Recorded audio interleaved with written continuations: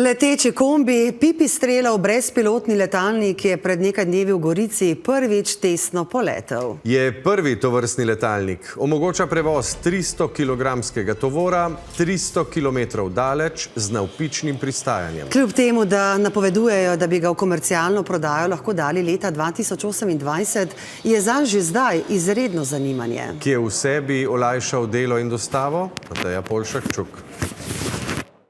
Pipistrel znova orje ledino. Še vedno ostaja edini proizvajalec na svetu z verificiranim električnim letalom Velus Elektro, obenem pa že ima v zraku novega aduta, leteči kombi. Tako velikega letala za prevoz tovora, ki bi združeval brezpilotno tehnologijo in zmogljivost vzletanja in pristajanja praktično kjerkoli, brez da bi za to bilo potrebno letališče ali vzletna steza, ga ni. Leteči kombi bo lahko s hitrostjo 200 km/h prevažal za 3 palete tovora, pristajal pa tam, kjer lahko helikopterji, tudi pod Triglavom. Zmogljivosti letala so popolnoma kompatibilne s okoliščinami Krederice, tam 2500 metrov višine, tipični vetrovi in temperature. Tudi tokrat zakonodaja zaostaja in njim zaenkrat dovoljuje lete zgolj nad negosto poseljenimi območji. Zanimanje za Nuvo je ogromno, pravijo v Pipistrelu.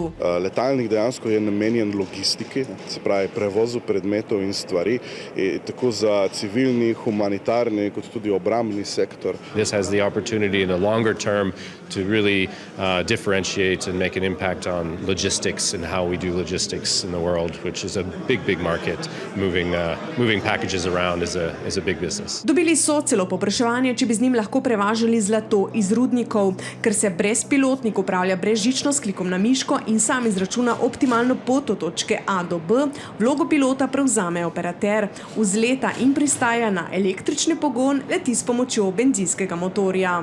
Vsi pogonski deli letala z vzlet in pristanek so skriti v teh strukturah, ki povezujejo krila, tako podvozje, motor, baterija recimo leži notri v tej odprtini, ki zdaj je sicer zaprta.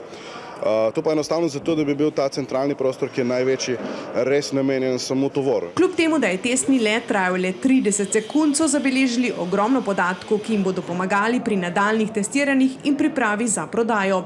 To napoveduje v letu 2028.